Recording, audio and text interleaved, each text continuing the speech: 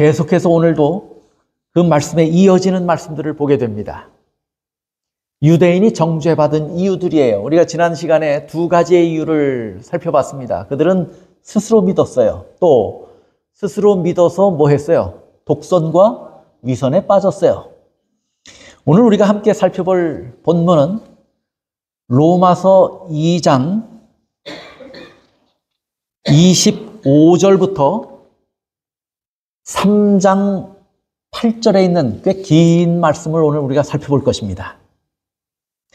그런데 사도 바울은 지금 계속해서 유대인들이 왜 정죄를 받아야 하는지, 근데 이게 그냥 유대인, 일반 유대인을 말할 수도 있는 것이지만 로마서가 누구에게 쓴 편지예요?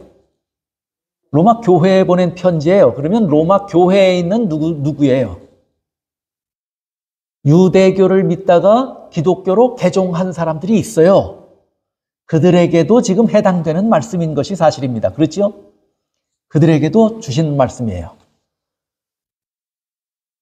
그런데 세 번째 로마서 2장 25절부터 29절에 보면 유대인들이 지은 죄의 또 한 가지를 지적하고 계시는데 그걸 뭐라고 말씀하냐면 형식주의라고 말씀한 거예요. 일반적으로 저나 여러분이 아는 형식주의라고 하는 말은 무슨 말이에요? 일반적으로 우리가 아는 형식주의라고 하는 말은 실질적인 내용보다 의식이나 절차나 관습에 집착하는 성향을 뭐라고 그래요? 형식주의라고 그래요.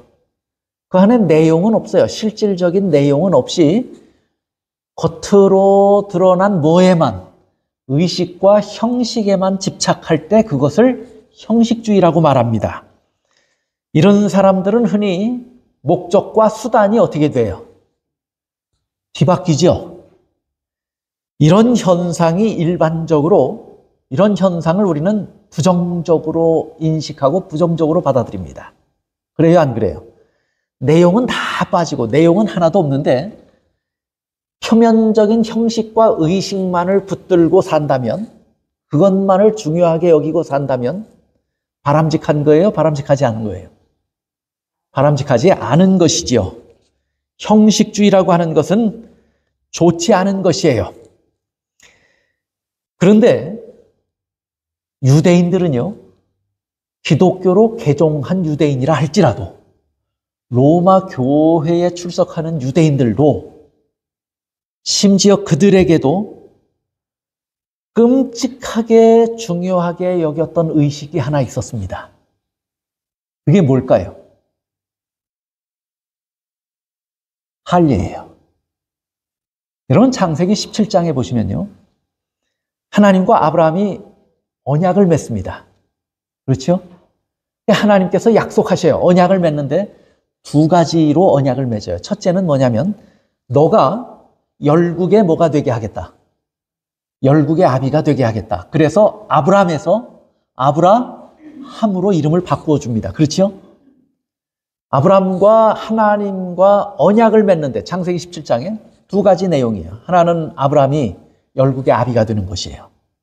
그 다음에 또 다른 한 언약을 그날 같이 맺습니다. 그게 뭐예요? 나는 너희 하나님이 되고 또 내 후손의 하나님이 되고 너와 내 후손은 내 백성이 될 것이다. 이것은 영원한 언약이다. 언약을 맺었어요. 그리고 그 언약을 맺으면서 하신 말씀이 뭐냐면 창세기 17장 10절에 너희 중 남자는 다 뭘 받으라고요? 할례를 받으라. 이것이 나와 너희와 너희 후손 사이에 지킬 내 언약이니라 그랬어요. 자, 그러면 언약의 내용은 뭐예요? 할례가 내용입니까? 할례는 언약을 맺는 것의 형식이에요. 그렇죠? 그러면 그날 맺은 언약은 뭐예요? 너와 너희 후손은 내 백성이 되고 나는 너희의 하나님이 될 것이다. 이건 영원한 언약이다. 이 영원한 언약의 표시로서 모든 남자는 뭐 하라고요? 할례를 받으라. 그걸 통해서 나와 너의 언약이 맺어졌다고 하는 뭐를 삼는다는 거예요? 증거, 표징을 삼겠다 그렇게 말씀한 거예요. 14절 보시면 할례를 받지 아니한 남자 곧 그 양피를 베지 아니한 자는 백성 중에서 끊어지리니 그가 내 언약을 뭐 했습니다? 배반하였습니다. 중요합니까? 중요하지 않습니까? 중요했죠. 언약을 지킨다고 하는 것의 의미로 할례를 받아요. 그런데 할례를 받지 않는다고 하는 것은 뭐 하지 않는다고 하는 것의 표시가 돼요. 그러면 하나님과 맺은 영원한 언약을 내가 지키지 않겠다라고 하는 것에 대한 표시로서 뭘 받지 않은 것으로 간주해요. 할례를 받지 않은 것으로 간주했다 그 말이에요. 이쯤 되면 유대인들에게 있어서 저 의식은 어떤 의미를 가질까요?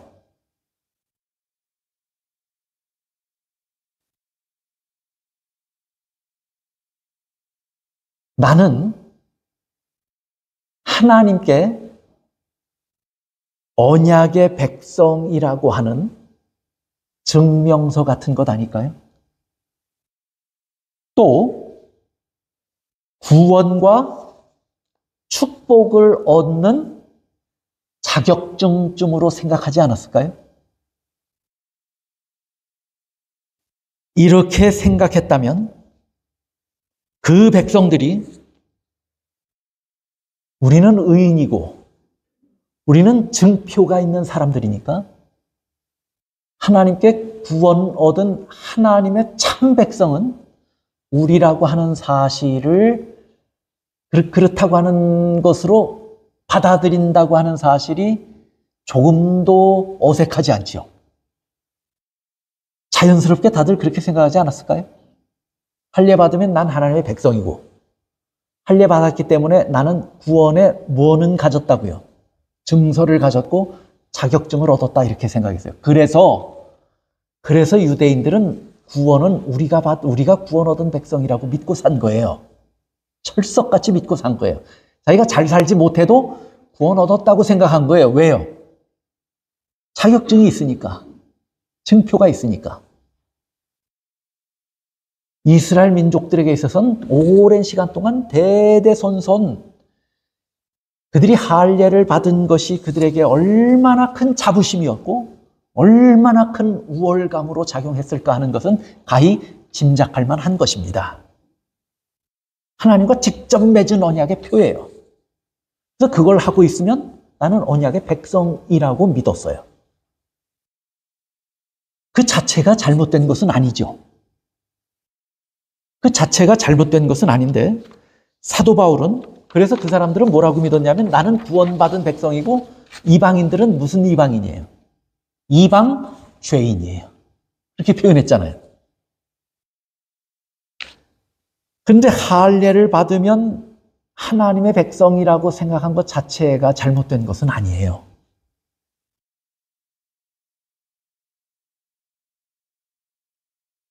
그것만을 굳게 붙들고 그것이 구원의 자격증쯤 되는 것으로 알고 하나님의 말씀에 순종하는 것은 뭐하고 산 거예요? 외면하고 산 거예요. 그래서 갈라디아서에 보면 이렇게 말해요.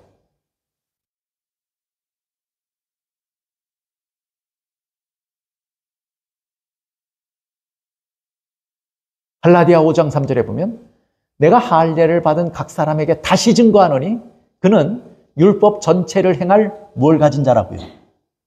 의무를 가진 자라. 그러면 할례는 하나님과 맺은 언약의 표시였어요. 언약을 지키겠다고 하는 것의 표시예요. 그렇죠? 그러면 표식을 가졌으면 언약을 지켜야 할 거 아니에요.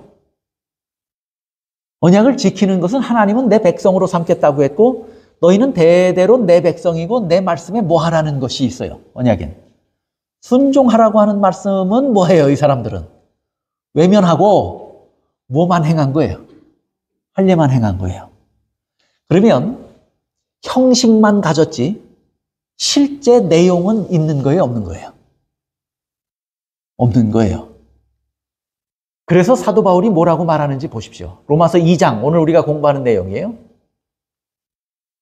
로마서 2장 25절. 네가 율법을 행한즉 할례가 유익하나. 할례는 의식이고 율법은 그 안에 포함된 내용이에요. 그 두 가지 다 하면 유익해요. 그렇죠? 그런데 율법을 범한즉 네 할례가 뭐가 된다고요? 이 말을 쉽게 말하면 무슨 말이에요? 순종 없는 할례는 무효다 그 말이에요. 그렇죠? 무할례가 된다 그 말이에요. 그 다음에 계속해서 보세요. 26절, 27절. 그런즉 무할례자가 율법의 제도를 지키면 반대예요. 할례 받은 자가 말씀을 안 지키면 무할례가 되고, 무할례자가 율법의 제도를 지키면 그 무할례를 할례와 같이 여길 것이 아니야. 그러면 무할례자가 하나님의 율법을 따라 순종하면 그 사람은 어떤 사람으로 인정받아요? 할례 받은 자로 인정받아요. 할례보다 중요한 것이 있습니까? 없습니까?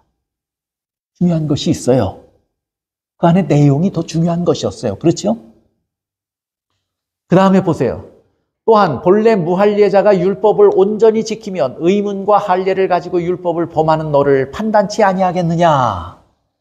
이 말을 이제 쉽게 얘기하면 할례 없는 순종이, 할례 받지 않은 사람이 하나님의 율법에 순종하는 것이 할례 받고 순종하지 않는 것보다 뭐 하다는 얘기예요? 더 낫다 그 말이에요.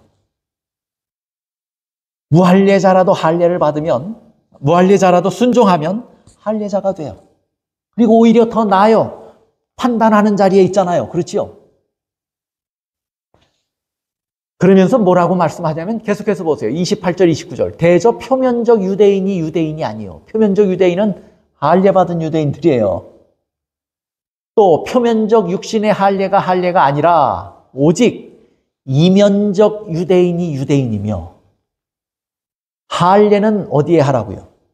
마음에 할지니 신령에 있고 의문에 있지 아니한 것이라. 그 칭찬이 사람에게서가 아니요 다만 하나님에게서니라. 진짜 할례는 몸에 하는 것이라고 그랬어요? 마음에 하는 것이라고 그랬어요? 마음에 하는 것이라고 그랬어요.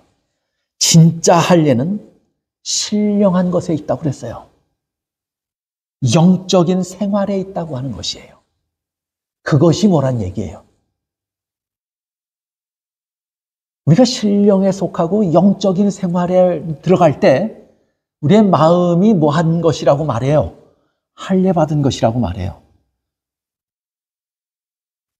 그래서 사도 바울은 아까 갈라디아서 5장 3절에 뭐라 그런 거예요? 할례 받은 사람은 그래서 다시 증거하노니. 잘 이해를 못했어요. 그렇죠? 다시 증거하노니 그는 율법을 하는 의무를 가진 거라고요. 율법을 행할 의무를 가진 것이라고요.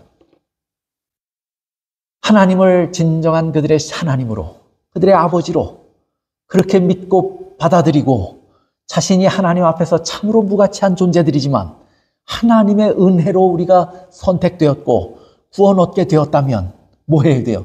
자부심을 가져야 합니까? 감사해야 합니까? 감사해야 돼요. 자기의 의를 드러내야 합니까? 하나님의 은혜를 드러내야 합니까? 하나님의 은혜를 드러내야 돼요. 그 마음에 하나님을 향하여 그 마음이 변해야 할 거 아니에요. 그것이 진짜 할례 아니에요. 마음에 행해지는 할례 아니에요. 근데 그것 없이 겉으로만 내가 의롭다고 주장한 거예요. 그러면 뭔 없어요? 내용은 온데간데 없이 다 사라져버리고 뭐만 남았어요, 그들에게? 표식만 남은 거예요. 그래서 사도 바울은 주장한 것입니다. 참 할례는 몸에 표시를 남기는 것이 아니다.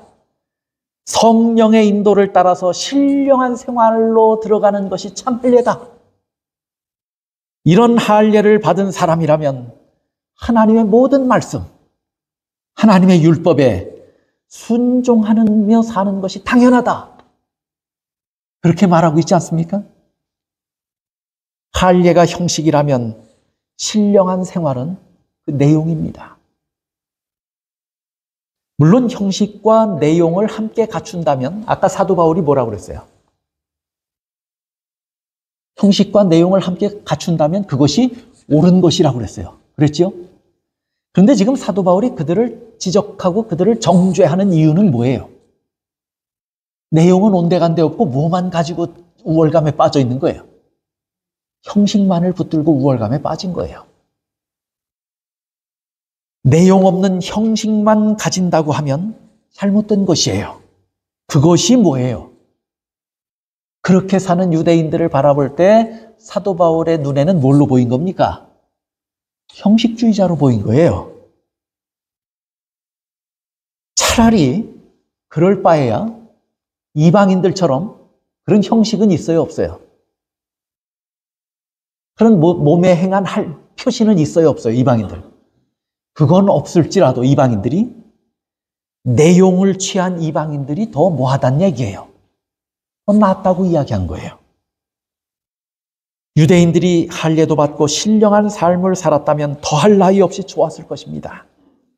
그야말로 그렇게만 살았다면 이방의 빛이 되었을 것입니다.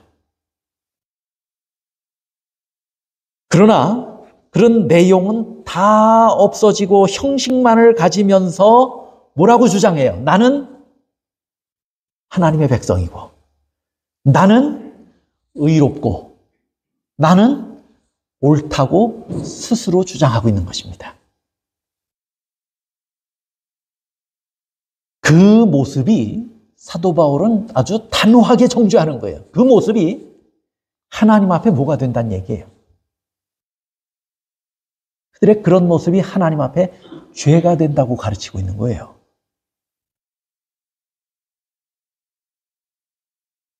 청년에게 보내는 기별에 이렇게 말합니다. 청년에게 보내는 기별 354쪽. 죽은 형식주의가 산 경건을 대신한다. 죽은 형식주의가 산 경건을 대신한다. 우리도 저렇게 살 수 있습니까? 없습니까?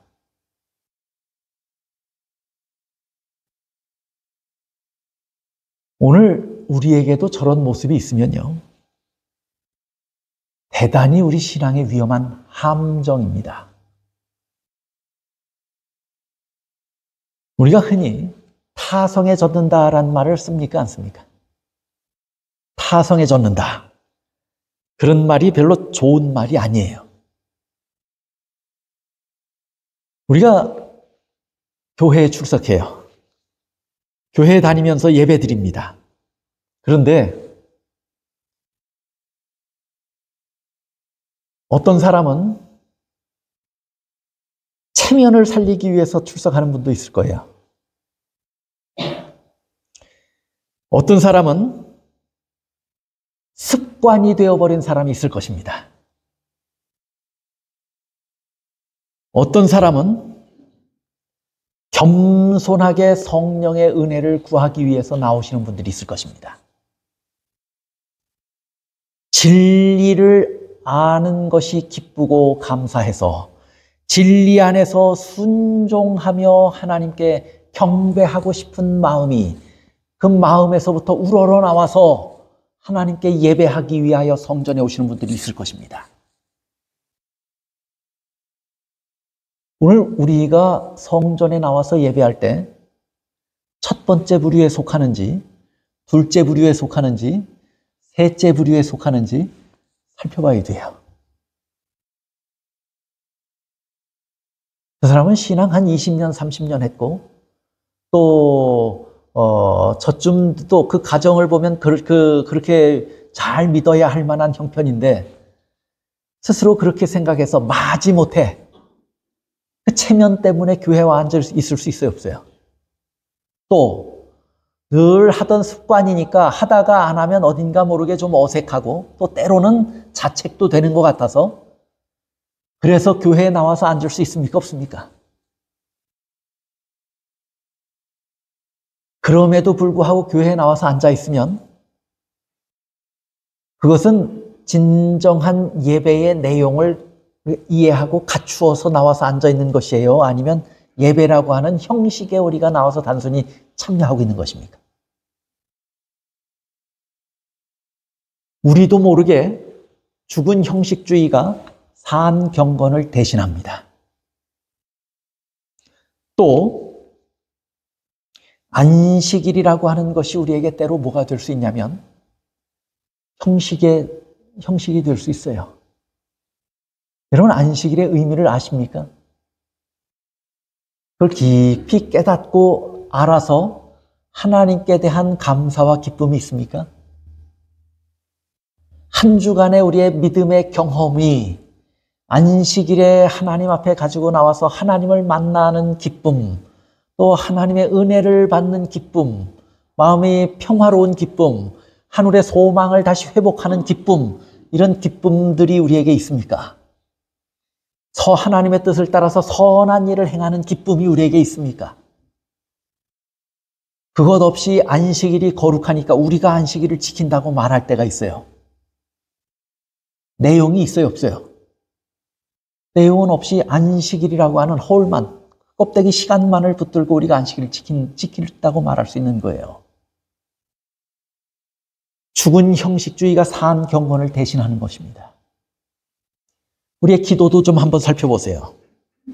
우리의 기도에 진심이 담겨 있습니까? 우리의 기도에 간절함이 있습니까? 우리의 기도가 정직합니까? 그런 마음이 결여되어 있어서 자꾸 한 말 또 하고 한 말 또 하고, 또는 이 세상에 속된 것에 유익을 얻기 위해서 우리가 자꾸 기도하는 것이 습관이 돼서 그런 기도에 빠져 있다면 그 기도는 하나님께서 원하시는 내용이 그 안에 있어요, 없어요? 없어요. 그러면 죽은 형식적인 기도가 산 경건을 대신해요. 우리가 흔히 침례를 받는다라고 할 때 침례도 어떤 사람에게는 형식이 될 수 있죠. 침례라고 하는 게 형식이라고 하는 것은 잘못된 것이 아니에요. 침례가 형식주의가 돼서는 안 돼요. 베드로전서 3장 21절 보세요. 물은 예수 그리스도의 부활하심으로 말미암아 이제 너희를 구원하는 뭐예요? 표예요. 마치 이스라엘 백성들이 하나님의 자녀가 되는 표로 할례를 한 것처럼 이제는 우리를 구원하시는 하나님의 은혜를 생각할 때 우리가 구원 얻었다라고 하는 것의 표시로 뭘 행하라고 말합니까? 물이 그것의 표시라고 그랬어요. 너희 그리스도의 부활하심으로 말미암아 이제 너희를 구원하는 표니 그랬어요. 그게 뭐라고요? 침례예요. 우리가 구원 얻었다고 하는 것에 대한 뭐예요? 표시예요. 그렇죠? 이스라엘에게 할례가 있는 것처럼 오늘 우리에게 뭐가 있어요? 침례가 있어요.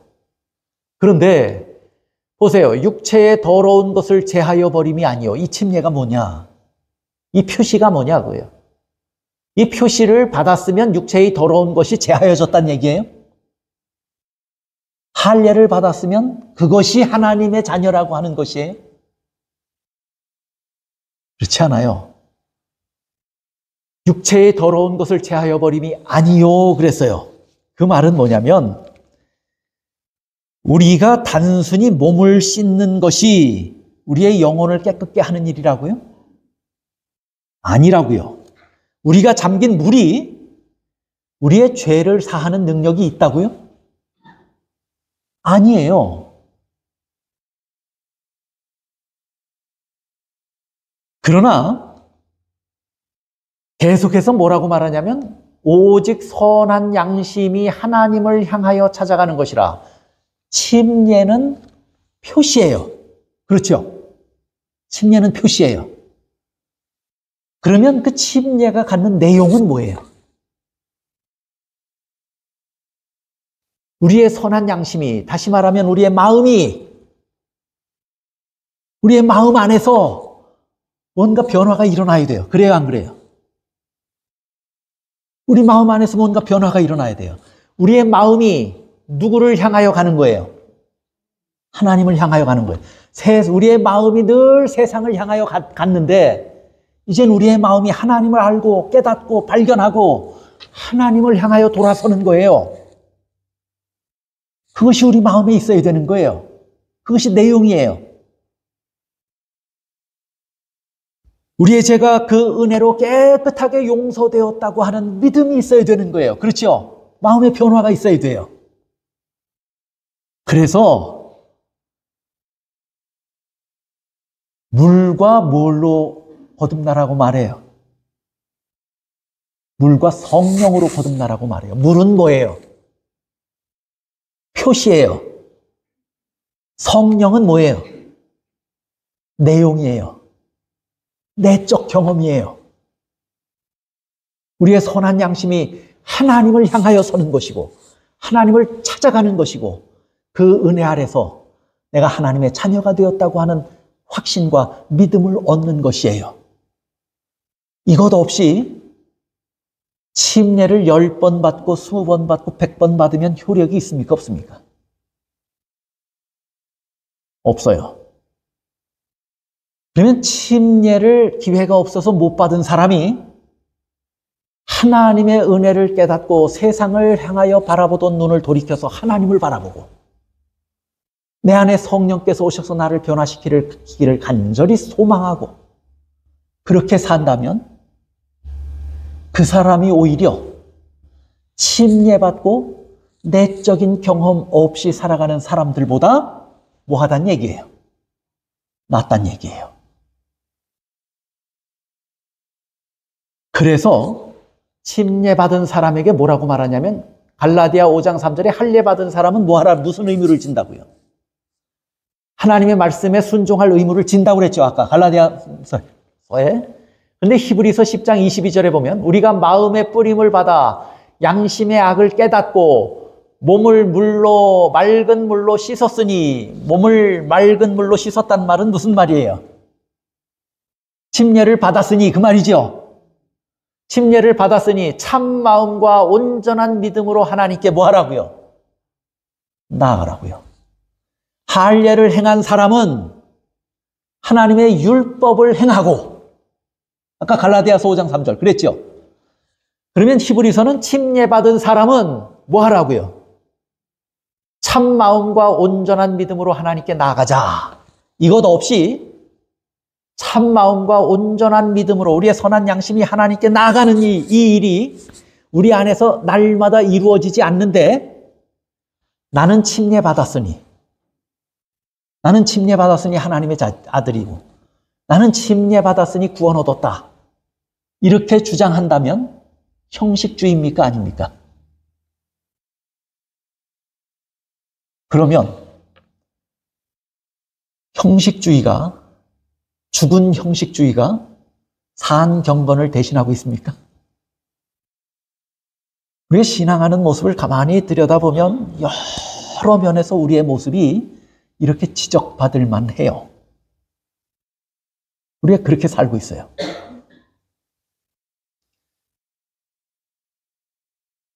또 우리는 스스로 강하고 독특한 교리를 가진 사람들이라고 생각합니다. 그래요, 안 그래요? 그걸 우리는 진리를 가졌다 이렇게 표현하는 거예요. 그렇죠? 실제로 우리가 진리를 가졌어요. 그런데 그 진리는 세상 사람들이 그렇게 흥미롭게 생각하지 않는 내용들이 많이 있어요. 그 사람들의 눈에는 우리가 재림교인들이 강하고 독특한 교리를 가졌다고 생각하지 우리를 진리를 가졌다고 말하지 않아요. 우리는 그걸 진리를 가졌다고 말하는 것인데. 그러면 다른 사람의 눈에 보이는 것은 강하고 독특한 교리예요. 객관적인 시선을 우리가 전혀 무시할 수는 없어요.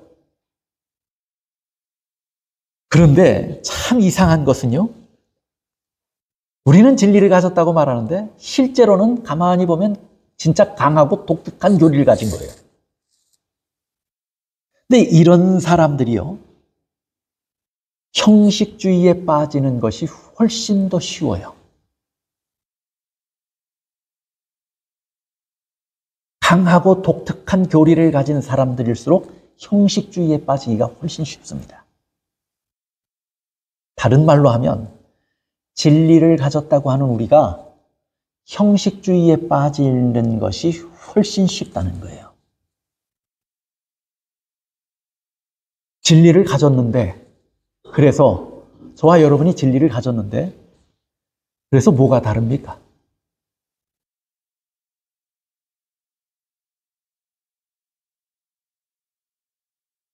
진리에 대한 확신과 진리에 걸맞는 삶이 우리에게 있습니까? 없습니까?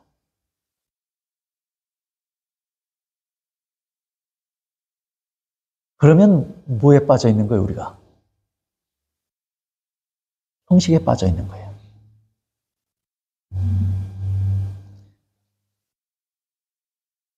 보세요. 사도행전 548쪽. 그러나 차츰차츰 변화가 일어났다. 누구에 대한 얘기냐면 초대교회에 대한 얘기예요. 처음에 그들은 서로 친절했습니까? 성령을 받기 위해서 기다릴 때나 성령이 그들에게 임했을 때 그들의 모습이 어땠어요? 친절했어요. 사려 깊었어요. 사랑의 교제가 있었어요. 또 진리를 위해 희생을 아끼지 않는 열심이 그들에게 있었어요? 없었어요? 다 있었어요. 그런데 그 교회가 시간이 지나면서 차츰차츰 뭐 했다는 거예요? 변했다는 거예요. 어떻게 변했는가?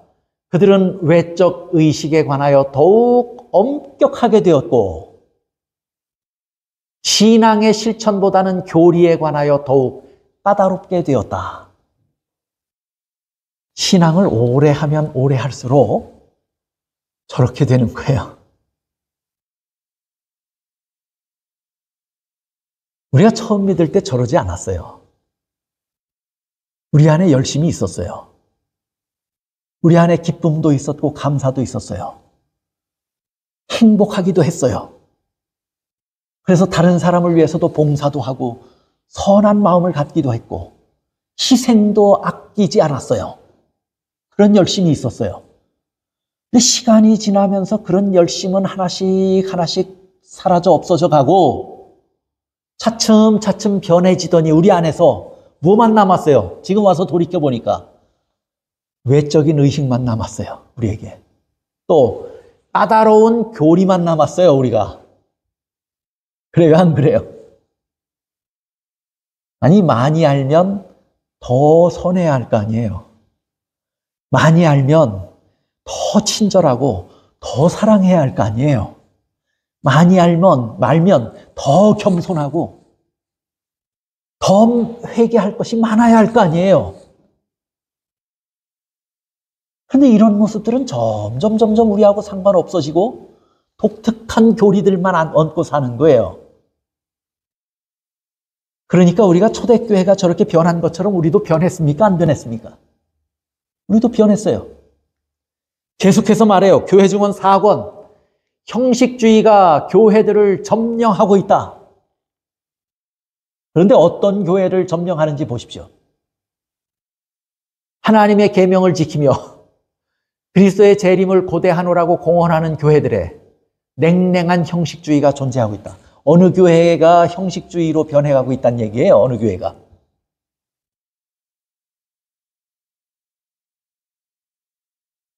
하나님의 계명을 지키고 예수님의 재림을 고대하는 백성이면 어느 백성이에요? 우리가 스스로 뭐라고 합니까? 근데 그 교회가 어떻게 됐다는 거예요? 형식주의가 그 교회를 점령하고 있다고 말합니다. 우리의 신앙의 모습을 돌이켜보십시오. 우리 안에 진정 변화된 마음으로, 신령한 마음으로 성령의 음성을 듣고 사는 우리의 신앙 생활이 이루어지고 있는가 한번 살펴보세요. 아니면 그런 것은 다 온데간데 없고 뭐만 남았어요? 형식과 교리만을 가지고 살아가는 모습이 아닌가. 우리가 그렇다고 주의 선지자는 분명하게 말합니다. 오늘 저는 형식이 무의미하다고 말씀드리는 것은 아니에요. 형식이 가치 없는 것이라고 말씀드리는 것이 아니에요. 침례도 중요합니다. 또 예배도 중요합니다. 안식일을 지키는 것도 중요합니다. 기도하는 것도 중요합니다. 이게 절대로 무의미한 것이 아니에요. 대단히 중요한 일들입니다. 그러나 그 안에 내용이 빠져 있다면, 그리고 그런 형식만을 취하며 살고 있다면 그것은 위험하고 나쁜 것이라고 성경은 말합니다. 사도 바울은 그걸 지금 뭐 하고 있는 거예요? 로마 교회에 있는 유대주의자들에게 그 사실을 지적하면서 형식주의는 정죄받아야 마땅한 것이라고 말합니다. 우리 신앙의 큰 함정이에요. 우리가 이렇다면 우리는 깊은 함정에 빠진 것입니다. 그 다음에 유대인들의 또 다른 죄를 하나 지적합니다. 유대인이 정죄받는 이유들. 스스로 믿고 독선과 위선에 빠졌어요. 형식주의가 있어요. 그 다음에 뭐 해요, 이제? 유대인들이 정죄받는 이유, 네 번째 이유가 뭐예요? 자기 정당화예요. 여러분 생각해 보세요. 정당하다 라는 말은 좋습니까, 나쁩니까? 정당하다라는 말의 의미가 뭐예요? 제가 물어보니까 어떤 사람이 뭐라고 대답하냐면, 정당하다의 말의 의미, 뜻이 뭐지? 그러니까 정정당당. 정정당당, 그게 정당이래. 맞죠?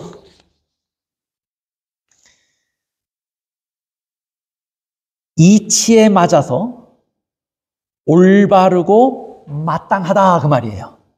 정당하다는 말은 이치에 맞아서 올바르고 마땅하다. 좋은 말입니까? 나쁜 말입니까? 우리가 매사에 정당해야 합니다. 그렇죠? 그런데 정당화란 말은 무슨 말이에요, 그러면? 이치에 맞지도 않고 올바르지도 않고 마땅하지도 않으면서 뭐 하는 거예요? 그렇다라고 주장하는 게 정당화예요. 그럼 이건 좋은 말입니까? 나쁜 말입니까? 나쁜 말이에요. 여러분 한번 생각해 보세요. 정당한 폭행. 말이 조화롭습니까? 어색합니까?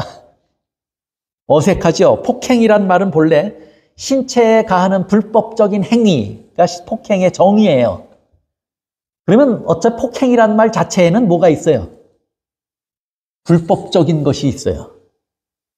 신체에 가하는 불법적인 행위가 폭행이에요. 근데 그런 불법적인 폭행, 불법적인 행위를 정당하다고 말한다면 맞아요, 틀려요? 불법적인 행위를 정당하다고 말하는 것은 잘못된 거예요. 그 정당한 폭행이라고 하는 말은 어울리지 않고, 그럼에도 불구하고 사람들은 그 폭행을 뭐 해요? 정당화합니다. 그래요, 안 그래요? 네가 가만히 있었는데 그랬겠어? 그렇게 해요, 안 해요?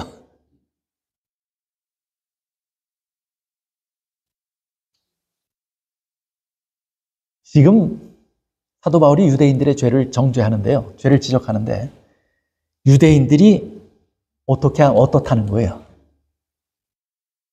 자기들의 행위를 늘 정당화한다 그 말이에요. 뭐 보세요. 오늘 지금 보는 이 로마서 3장 3절 8절이 상당히 어려운 구절 중에 하나예요. 이해하기 어려운 구절 중에. 그래서 여러분들이 읽으시면서 로마서 참 어렵다 하는 인상을 받으시는 그런 구절들 중에 하나입니다. 그래서 제가 좀 같이 보면서 설명을 드리려고 그래요. 오늘 공부하고 나면 이 구절에 대해서 어렵다 이런 말씀 안 하셨으면 좋겠어요. 어떤 자들이 믿지 아니하였으면 어찌하리요? 그 믿지 아니함이 하나님의 미쁘심을 패하겠느냐? 무슨 말이에요, 이 말? 쉽게 이해되세요? 우리 로마서를 공부할 때는 굉장히 집중해서 해야 합니다. 언뜻 들으면 잘 이해 안 되실 수 있어요. 자, 어떤 자들이에요? 어떤 자들은 모든 자입니까? 모든 사람들 중에 일부분입니까? 여기서 어떤 자들이 그랬어요. 그 어떤 자들은 믿었다고 그랬어요? 안 믿었다고 그랬어요? 믿지 아니하였다 그랬어요. 어떤 자들이. 그러면 저 어떤 자들은 물론 다는 아니지만 유대인들을 이야기하고 있습니다. 그렇죠? 지금 이게 계신 기독교 안에 개종한 형식주의를 가진 스스로 잘못 믿고 있는 유대주의자들에게 지금 사도 바울이 권면하고 있는 거예요. 그러면 어떤 자들, 다는 아니에요. 유대인들 다는 아니지만 어떤 자들이 믿지 않았어요. 뭘 믿지 않은 거예요? 또 그보다는 훨씬 더 많은 유대인들은 믿지 않았어요. 그들은 뭘 안 믿었어요? 예수님이 구주 되심을 믿었습니까? 안 믿었습니까? 안 믿고 뭐만 붙들고 있어요? 할례만 붙들고 있어요. 믿지 아니하고 할례만 붙들고 있어요. 잘한 것입니까? 잘못한 것입니까? 잘못한 것이에요. 또 기독교인이 된 유대주의자들도 예수님의 죽으심을 이해하고 받아들였어요. 그분이 구주 되신다고 하는 사실을 믿었어요. 그것까지는 잘한 것입니까? 잘못한 것입니까? 잘했어요. 그런데 거기에 하나 얹어서 우리 유대인들처럼 할례 받아야 뭐 얻는다고요? 구원 얻는다고요. 그 안에서 그 시끄럽게 문제를 삼았어요. 그러면 그들은 잘 믿는 겁니까? 잘못 믿는 겁니까? 구원은 그리스도를 우리의 구주 되시는 예수님을 믿음으로 얻는 것을 가르쳤는데 이들은 거기에 무엇까지 해야만 된다고 믿는 거예요. 할례까지도 받아야만 된다고 믿는 거예요. 그럼 잘못 믿은 거죠. 그렇게 잘못 믿었어요. 이게 구주로 믿지도 않고 어떤 사람은 믿기는 했지만 할례는 여전히 받아야만 구원 얻는 것이라고. 둘 다 잘못 믿는 거예요. 할례만을 붙들고 살아요. 그러면 그 사람들은 잘 믿는 거예요? 잘못 믿는 거예요? 그 믿음에 약속이 이루어질까요? 안 이루어질까요? 잘못 믿는 것의 약속은 안 이루어질 거예요. 그렇죠? 잘못 믿고 있다면 구원받지 못할 거예요. 자, 그러면 유대인들에게 지금 그런 일이 벌어졌어요. 어떤 유대인들에게? 믿지 않아서. 그렇죠? 그런 일이 벌어졌어요. 그거 어찌하리요? 그 사람들. 그랬더니 그런 사람들 구원 못 얻어. 그러면 그 믿지 아니함이 하나님의 믿으심을 패하겠느냐 그랬어요. 다시 말하면 만약에 그들이 예수를 안 믿든지 잘못 믿어서 그리고 할례만을 붙들고 살아서 그것이 마치 구원을 주는 양 잘못 믿고 살아서 하나님의 약속이 그에게서 이루어질 수 없다면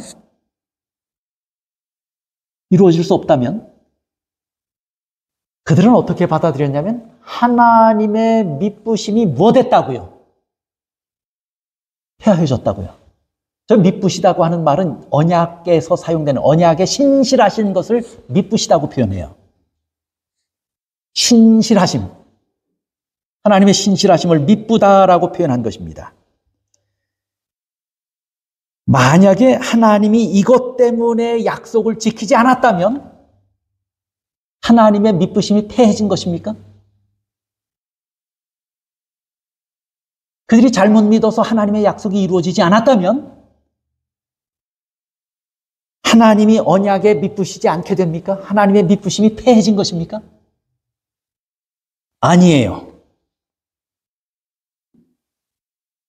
하나님은 언약에 성실하신 분이 아니고 하나님은 언약을 어긴 분이 됩니까? 그러면?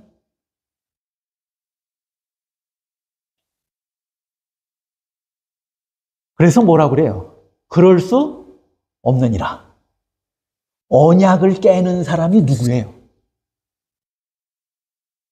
하나님이에요? 사람이에요?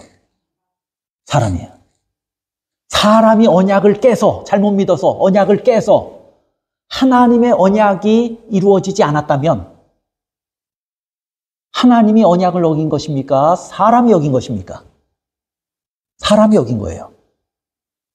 그런 일이 벌어졌는데 하나님의 미쁘심이 패해졌다고 말할 수 있느냐 그 말이에요. 하나님이 어긴 것으로 우리가 주장할 수 있느냐 그 말이에요. 하나님이 어긴 게 아니에요. 사람이 어긴 거예요. 그래서 계속해서 보세요. 사람은 다 뭐 하다고요? 거짓돼서 언약을 뭐 해요? 잘못 받아들이고 자기 형편에 따라 잘못 받아들이고 지키지도 않고 깨기도 하고 그렇게 합니까 안 합니까? 오직 하나님은 뭐 해요? 언약에 대해서 잊어버리신 적도 언약을 어기신 적도 없어요. 하나님이. 언약이 이루어지지 않은 것은 하나님이 이루지 않아서가 아니고 누가 깼기 때문에, 사람이 깼기 때문에, 그렇게 해서 벌어진 일을 가지고 하나님이 미쁘심이 패해진 것이냐 이렇게 주장한다면 잘하는 것입니까? 잘못된 것입니까? 잘못된 것이죠. 그런데 자기가 잘못해놓고 하나님이 이 언약을 안 지키시네? 이렇게 믿으면 자기 형편을 제대로 보지 못하고 나는 잘못한 것이 없는데 누가 잘못했다는 거예요? 하나님이 잘못했다고 지금 얘기하는 거 아니에요. 그러면 자기 일에 대해서는 뭐 하고 있는 거예요? 정당화하고 있는 거예요. 나는 잘못한 것이 없다고 말해요. 이 잘못이 있으면 그 잘못은 누구에게 있다는 거예요? 하나님에게 있다고 말해요. 오직 하나님은 참되시다. 이건 지금 사도 바울의 변증입니다. 그것이 아니다. 기록된 바 주께서 주의 말씀에 의롭다 함을 얻으시고 판단받으실 때 이기려 하심이라 함과 같으니라. 약속이 깨어졌다면 사람이 거짓돼서 깨어진 거지 하나님이 거짓된 적이 없다고 말합니다. 하나님은 항상 참되십니다. 유대인들이 순종하지 않아서 하나님께서 약속을 지키지 않는다면, 또 유대인들이 경건하지 않아서 하나님께서 그들을 징계하신다면 그것이야말로 하나님을 신뢰할 수 있는, 하나님을 믿을 수 있는 증거 아닙니까? 유대인들이 범죄하고 불의하고 불경건함에도 불구하고 그들을 하나님이 약속 때문에 구원하신다면 오히려 하나님이 불의한 것 아니에요? 그들이 불의하고 그들이 불경건한데도 그냥 구원하신다면 오히려 하나님이 불의하시잖아요. 그것에 대해서 징계하셔야 하나님이 정의로운 분 아니에요. 그래서 그것 때문에 깨어진다면, 믿지 않는 사람들 때문에 하나님의 언약이 깨어진다면 하나님이 미쁘지 않아서가 아니다 그 말이에요. 하나님은 한 번도 약속을 어긴 적이 없어요. 하나님은 그 뜻과 소망을, 소원을 바꿔보신 적이 없어요. 그것을 지키고 순종해야 하는 사람 측에서 뭐 한 거예요? 변덕스럽게 신앙한 거예요. 그리고 그 약속을 깨버린 거예요. 그래서 하나님이 진노하시고 하나님께서 그래서 징계하시면 그것이 오히려 하나님이 의롭다고 하는 것의 증거가 된다 그 말이에요. 오늘날 우리가 예수님의 재림을 믿습니다. 그런데 예수님의 재림이 지체됩니까? 지체되죠. 늦어지는 것 같지요. 우리는 하나님을 오해하지 않아요. 참 다행스럽습니다. 그러나 어떤 믿음이 연약한 사람들이, 여기서 어떤 자들이 하는 것처럼 어떤 믿음이 연약한 사람들이 나타나서 하나님은 약속을 지키시는데 미쁘지 않다 이렇게 주장할 수 있어요. 그래요 안 그래요? 곧 오시겠다고 그랬는데 곧 오셔요 안 오셔요? 안 오시니까 어떤 사람들이 또 나타나서 뭐라고 말하냐면 하나님은 약속을 지키시는데 미쁘시지 않다. 그렇게 주장하는 사람들이 있어요. 그러면 하나님이 약속을 지키시는데 미쁘시지 않아서 하나님의 미쁘심을 패하느라고 재림의 지연이 하나님의 미쁘심을 패한 것이 됩니까? 하나님이 약속을 어긴 것이 됩니까? 하나님이 약속에 신실하지 않은 분이 돼버립니까? 그게 아니에요. 그런 일이 벌어진 이유가 누구에게 있어요? 하나님께 있어요? 우리에게 있어요? 우리에게 있어요. 하나님이 신속한 재림의 약속을 성취시킬 수 없도록 한 장본인들이 누구예요? 우리의 죄와 우리의 연약한 믿음 때문이에요. 그것 때문이지 하나님의 미쁘심이 패해졌기 때문에 그런 것은 아니다 그 말이에요. 무슨 말씀인지 이해되시죠? 하나님은 항상 선하십니다. 하나님 쪽에선 잘못이 없습니다. 하나님의 미쁘심이 패하지 않았습니다. 이렇게 사도 바울은 정당하게 주장을 해요. 그러면 아 그렇군요 하고 제가 예수님의 재림의 예를 들어서 말씀을 드렸는데 여러분들 생각이 어떠세요? 그래도 하나님이 미쁘지 않습니까? 하나님의 미쁘심이 패해졌습니까? 하나님이 언약을 어겼습니까? 그 언약이 신속하게 이루어지지 않는데 책임이 하나님께 있어요? 우리에게 있어요? 우리에게 있으면 하나님을 원망할 일이 아니잖아요. 하나님의 미쁘심이 패해졌다고 주장하면 안 되잖아요. 우리를 봐야죠. 그럼 사도 바울이 그렇게 가르치면 그걸 듣는 유대주의자들은 그렇게 받아들여야 할 거 아니에요. 근데 이 사람들은 그렇게 받아들이질 않아요. 5절부터 8절 보세요. 제가 주보에는 내용을 전부 실었지만 이 앞을 보시면서 보세요. 제가 내용을 좀 나누어서 기록을 했어요. 로마서 3장 5절에는 그러나 사도 바울이 설명했더니 예 그렇군요 해요? 아니면 그러나 그래요? 하나님이 미쁘심을 패하겠느냐? 그럴 수 없다. 이유는 너희 때문이다. 그렇게 말했으면 아 그렇군요 그래야죠. 그런데 그 사람들의 반응이 어떻다는 거예요? 그러나 그러는 거예요. 로마서 3장 7절도 뭐예요? 그러나 이렇게 시작하죠. 여러분이 그냥 읽어서 잘 이해가 안 되실 수 있어요. 여러분들이 이해하실 수 있는 팁을 하나 드리자면 유대인들은요 스스로 의롭다고도 생각했지만 실제로 그들은요 똑똑한 사람들이에요. 굉장히 똑똑한 민족이에요. 유대인들이 아주 지혜로운 민족이에요. 똑똑한 민족이에요. 세계에서 머리 좋은 민족 중에 하나잖아요. 그때는 더 했을 거예요. 그러면 사도 바울이 이렇게 얘기하면 저렇게 머리 좋고 독선에 빠진 머리 좋은 사람들, 그냥 어리석은 사람이 독선에 빠진 것도 아니고 머리 좋은 사람이 독선에 빠진 거예요. 그러면 머리 좋은 사람들이 내가 하는 말을 순순히 듣고 이해하지 않을 것쯤은 사도 바울이 알았을까요? 몰랐을까요? 알지요?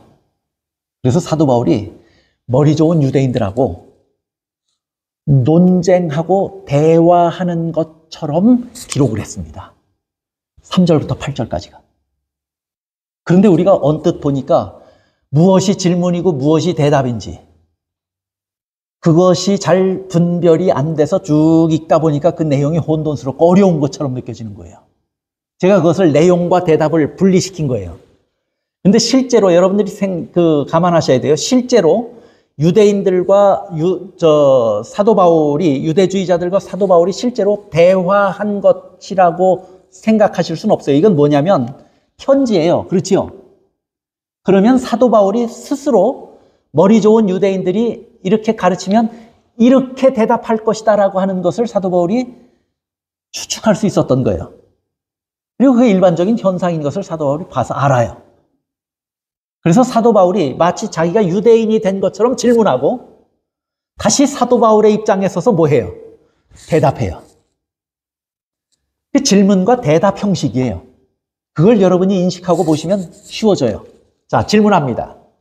사도 바울이 유대인의 모습에 서서 질문하는 거예요. 보세요. 그러나 사도 바울이 그러나 이거 하고 하나님의 말씀을 전하는 건 아니에요. 이건 유대인들의 생각을 사도 바울이 이야기하는 거예요. 그러나 그럼 우리 불의가 그러면 누구의 불의예요? 유대인들의 불의예요. 하나님의 의를 드러나게 하면 무슨 말 하리요? 유대인들이 그렇게 말할 수 있다 그 말이에요. 자, 이게 무슨 말이에요? 두 번 반복돼요. 7절.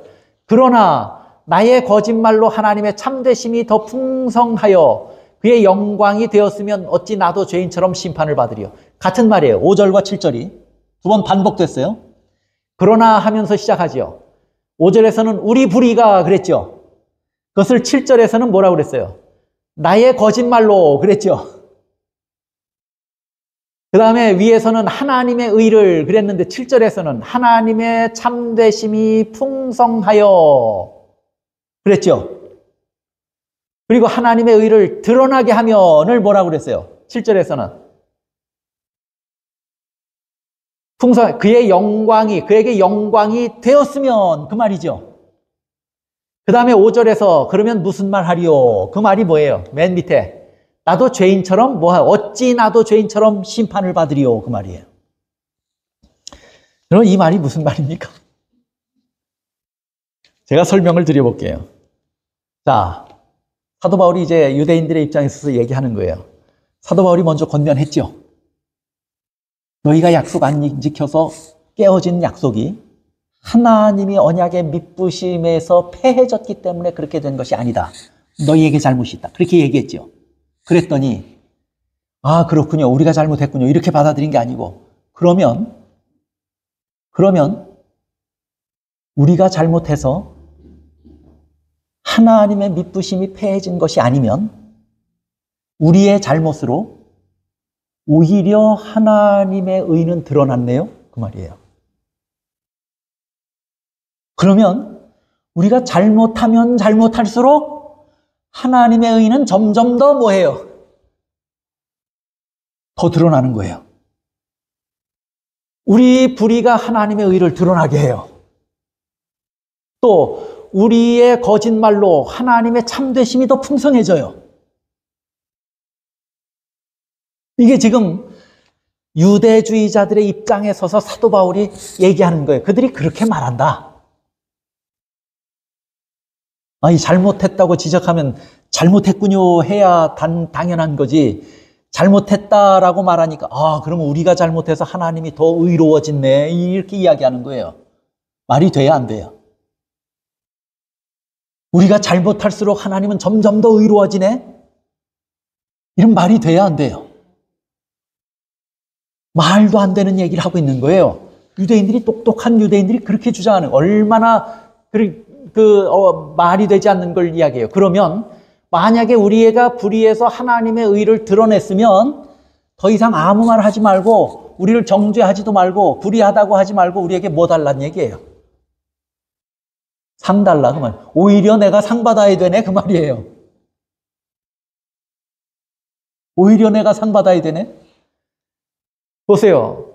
하나님의 참되심이 내 거짓말로 더 풍성해서 그가 영광을 받았다면 내가 어떻게 죄인처럼 심판을 받아야 되느냐 그 말이에요. 뭐 받아야 마땅하지? 상 받아야 마땅하지. 여러분 그거 읽어보시면 이해돼야 안 돼요? 주보에 있는 성경 구절 읽어보세요. 그런 말이에요 아니에요? 제가 지금 설명드린 대로죠. 자 그래서 저렇게 질문했더니 뭐라고 대답해요? 사도 바울이 다시 이제 대답하는 입장입니다. 사도 바울이 질문하고 스스로 대답하는데 스스로 질문한 건 유대인의 입장에서 질문했고 대답은 하나님의 말씀으로 대답하는 거예요. 하나님의 말씀으로 하는 대답을 보세요. 로마서 3장 5절 6절 내가 사람의 말대로 말하는 대로 말하노니 진노를 내리시는 하나님이 불의하시냐? 그러면 아니 내가 잘못해서 하나님의 의가 오히려 드러났으면 나를 진노하지 말고 뭐 달라고요? 상 줘야 마땅하지 않냐? 그렇게 주장했더니 사도 바울이 사람의 말하는 대로 말하노니 진노를 내리시는 하나님이 그러면 불의하시냐 그 말이에요. 너희들 사람의 말대로 주장하면 진노하시는 그런 사람들에게 진노하는 하나님이 그럼 불의하냐? 결코 그렇지 아니하니라. 만일 그러하면 하나님께서 어찌 세상을 심판하시리요? 하나님은 공의롭고 정의롭고 공정하신 분이에요. 공평하신 분이에요.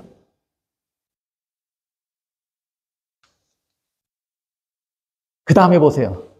또 이렇게 질문했죠. 그랬더니 또 뭐라고 대답해요? 또는 그러면 선을 이루기 위하여 악을 행하자 하지 않겠느냐? 자, 너희가 그렇게 주장하는 것이 맞다면 앞으로 사람들은 선을 이루기 위해서 상 받을 일 만들기 위해서 더 앞으로 뭐 하자? 더 악을 행하자. 내가 악을 행할수록 하나님이 더 의로워져서 하나님의 의로움을 더 많이 드러냈으면 내가 벌 받을 일이에요? 상 받을 일이에요? 상 받을 일이라고 주장하잖아요. 그러니까 선을 이루기 위해서, 상 받기 위해서 우리는 뭘 더 하자는 거예요? 악을 행하자 하지 않겠느냐. 만약에 니네 한 주장이 맞다면 사람들이 저렇게 하지 않겠느냐 그 말이에요. 그랬더니 사도 바울이 뭐라고 말해요? 너희가 뭐 받는 것이 옳다고요? 정죄받는 것이 옳다고 말합니다. 그렇게 하면서 논쟁이 끝납니다. 여러분이 어렵다고 생각하시는 한 구절을 우리가 보면서 그 말의 의미가 무엇인지를 좀 이해했어요. 이해되시죠? 자, 유대인들이 죄를 인정하든가요? 안 하든가요? 안 하지요. 자기의 잘못을 조금이라도 인정하든가요? 안 하든가요? 안 해요. 그런데 사람이요, 완악해지는 데는요, 단계가 있어요. 사람이 너나 할 것 없이 죄 짓습니까? 안 짓습니까? 너나 할 것이 죄 져요? 안 져요? 짓죠. 그런데 죄 지은 신집사님은 죄를 깨닫고 회개했어요. 그런데 저는 회개하지 않았어요. 죄를 짓는 건 같은데 죄 짓고 난 다음에 나타나는 반응은 같습니까? 다릅니까? 다르죠. 신집사님은 회개하셨고 저는 안 했어요. 그러면 우리 신집사님은 긍휼하심을 얻게 되고 용서를 받게 되고 의롭다고 인정됩니다. 이것의 경험을 반복하면서 집사님은 점점 자라갑니다. 그런데 회개하지 않은 저는 내가 한 행위를 정당화하는 데 급급합니다. 합리화하고 핑계하고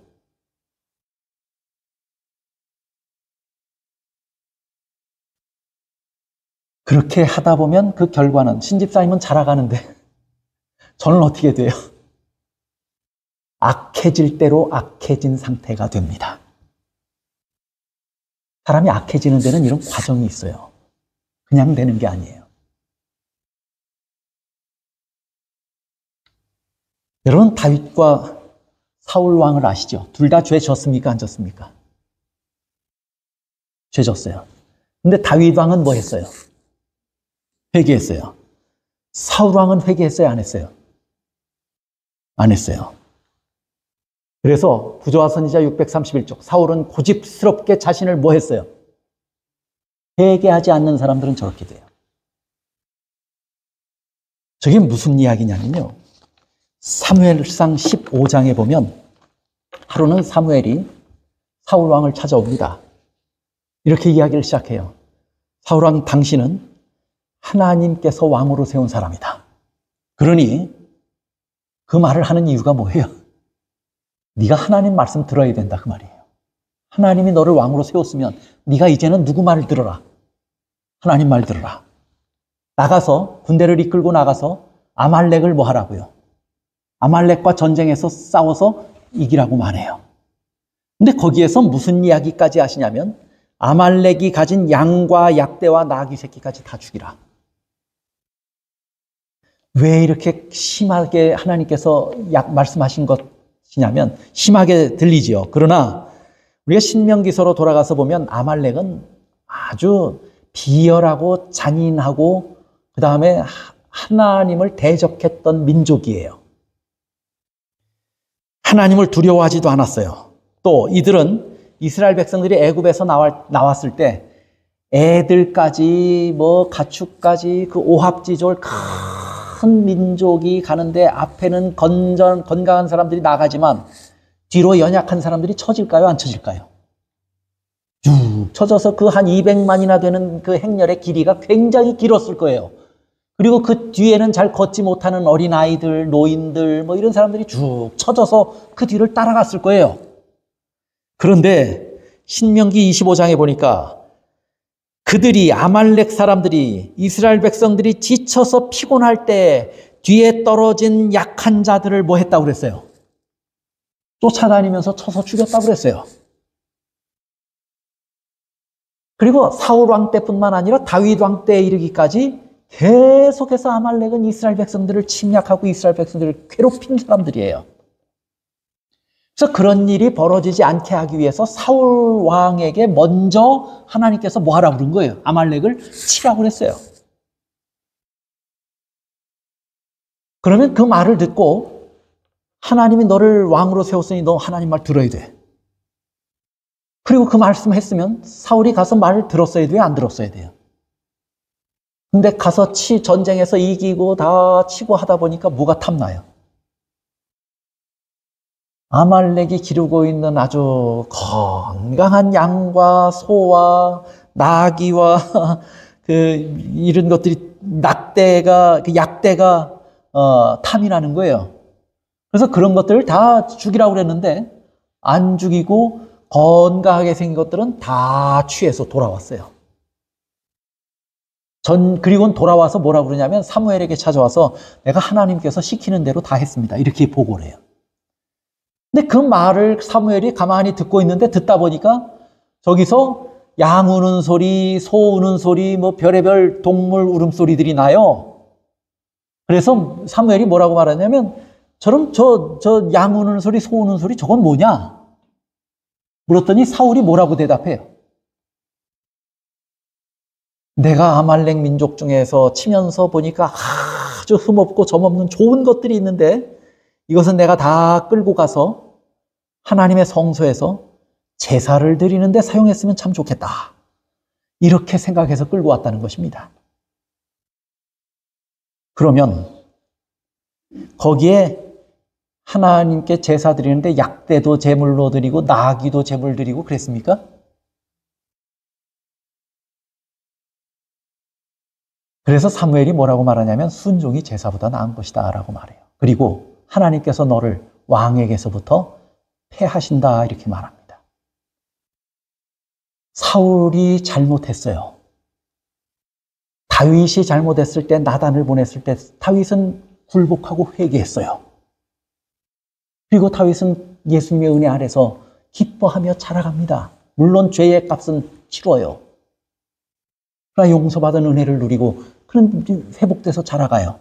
사울은 사무엘 선지자를 보내서 말씀했는데 회개해요, 안 해요? 안 해요. 회개하는 자와 회개하지 않는 자의 결말을 보세요. 그래서 여기 뭐라고 말하냐면 사울은 고집스럽게 자신을 뭐해요? 정당화한 거예요. 왜 그러면서 하나님의 말씀 순종했다고.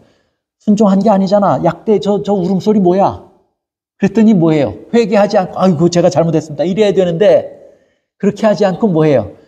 성소에서 드릴 제사에 제물로 쓰기 위해서 내가 가져왔다. 회개하지 않는 자가 어떻게 변해요? 자기의 한 행위를 정당화시키고 있는 거예요. 그런데 보세요.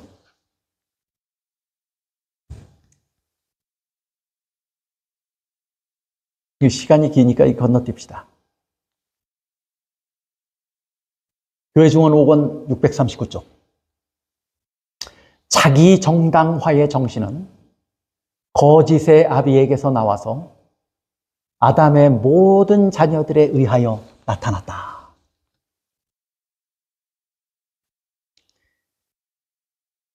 거짓의 아비에게서 나와서 아담의 자손, 아담의 후손인 모든 사람들에게 나타났다면 오늘 우리에게도 있단 얘기, 없단 얘기예요. 오늘 이런 죄가 우리에게 있다고 하는 사실을 우리가 알아야 합니다. 우리는 신앙의 많은 부분들에 있어서 이런 과오를 범하고 삽니다. 하나님의 시간과 하나님의 돈과 하나님의 일에 대해서 또 하나님의 말씀에 순종하고 하나님의 뜻에 복종하는 일에 대해서 너무도 자주 핑계합니까? 안 합니까? 너무도 자주 변명합니까? 안 합니까? 너무도 자주 합리화하고 정당화하며 삽니까? 그렇게 하지 않습니까? 이것이 오늘 우리에게 있는 죄라 그 말이에요. 잘못할 수 있어요. 실수하고 죄 짓고 넘어질 수 있어요. 그렇게라도 안 하면 더 좋지만 하나님은 우리가 그렇게 될 수 있다고 하는 존재인 것을 아셔요. 그래서 그렇게 한 것 때문에 우리의 죄를 정죄하시고 그렇게 한 것 때문에 우리를 멸하시는 것이 아니에요. 그렇게 설사 우리가 했더라도 우리의 죄를 깨닫고 선지자들의 기별을 통해서 하나님의 음성을 통해서 우리의 양심을 통해서 우리의 죄를 지적하실 때 그 사실을 깨닫고 우리가 회개하고 고집을 꺾고 뉘우치고 돌아오면 하나님은 뭐 하셔요? 다시 긍휼을 베푸시고 다시 용서하시고 다시 우리를 뭐 하게 하신다고요? 의롭게 하시고 그 안에서 우리를 자라게 하시는 거예요. 그렇게 하지 않으면 어떻게 돼요? 사람은 자기 정당화하는 과정을 밟습니다.